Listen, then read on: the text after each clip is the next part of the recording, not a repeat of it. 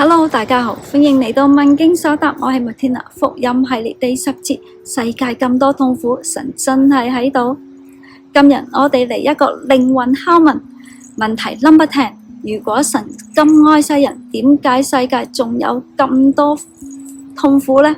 交通擠塞、突發病、感情失戀、股票爆倉、食宵夜冇辣椒油都算痛苦啦。其實我唔係唔信啊，只係太痛。有啲人話我唔係唔信神啊，我只係人生太過精彩，精彩到好似 Netflix 嗰啲災難片。我哋有冇試過嗌到喊住問神啊，你去咗邊啊？你喺度唔出聲嘅。詩篇22章1節裏邊話：我的神啊，我的神啊，為什麼離棄我？連耶穌都講過啦，我的神啊，我的神啊，為什麼離棄我？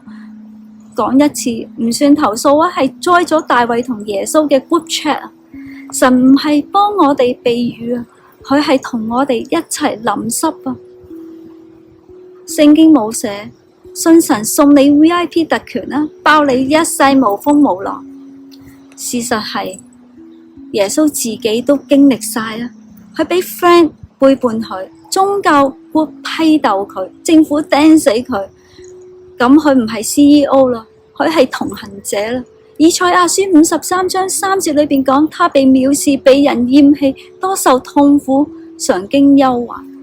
換句話講，佢根本明我哋條人間路行得幾咁難。小產嘅痛唔係 happy ending， 但我都曾經懷孕突然間流血，被送入急症室，醫生話咗幾個字，可能保唔住。唔係 WiFi， 係 BB。我祈禱我喊，期待神 drop 個 miracle， 但結果呢，失去咗個生命。嗰一刻我真喺度問神啊，你係咪轉頭 silent mode 啊？直到某一晚，我唔係再演戲，我喊住問神啊，我唔明啊，但你可唔可以唔好走？就係呢一句，冇令我即刻開心，但有個感覺，我嘅痛唔係我一個人 carry。佢係坐喺我隔籬陪我一齊流淚。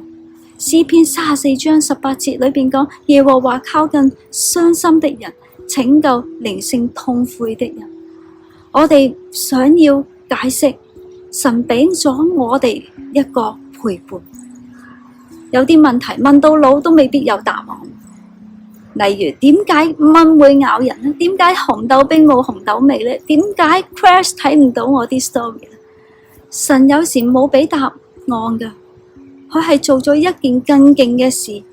父啊，我將我嘅靈魂交託俾你。耶穌十架上面講，有時信仰唔係明白晒，而係痛都願意交俾神。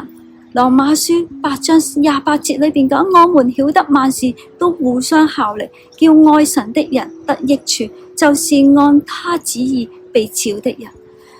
唔係咩事都會好，而係咩事佢都會陪住我哋。今日反思，我哋試過攰到想幫神未啊？有冇試過講，主啊，你出聲啦，唔該。神可能即刻冇回覆到我哋個 WhatsApp， 但佢已經喺我哋身邊，靜靜咁陪緊我哋 download 緊個堅強。挑戰你，今日讀詩篇34章18節。然後試下講一句，神啊，我唔知你係喺邊啊，但如果你真係會靠近傷心嘅人，我而家真係好需要你啊！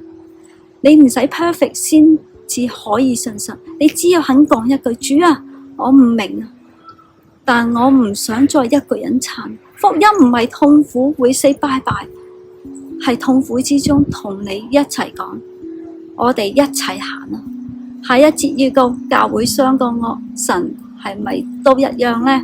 信仰唔係靠制度，係一個永遠唔會放棄你。神邀請你返嚟啦，記得 like subscribe 我嘅問經所答，下條片見，拜。